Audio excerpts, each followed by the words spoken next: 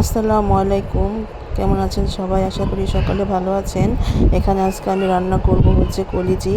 আমি ফ্রিজ থেকে কলিজাটা বের করে ভালো করে সিদ্ধ করে তারপরে কেটে কুটে ধুয়ে তারপরে আমি রান্না বসিয়ে দিলাম। এখানে আমি কতগুলো পেঁয়াজ কেটে পেঁয়াজটাকে বাদামি করে ভালো করে ভেজে নেব। এখানে আমি পেঁয়াজটাকে বাদামি করে খুব সুন্দর করে ভেজে নিচ্ছি।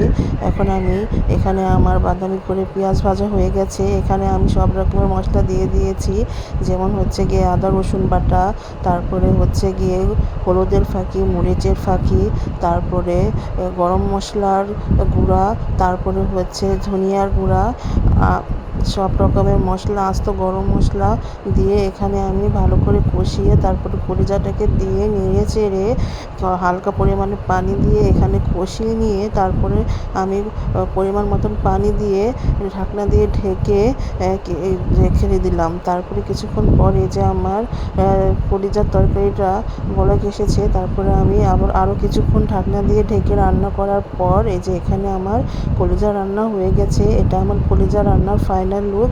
সবাই আমার চ্যানেলের পাশে থাকবেন, আমার চ্যানেলকে সাবস্ক্রাইব করবেন। আল্লাহ হাফেজ।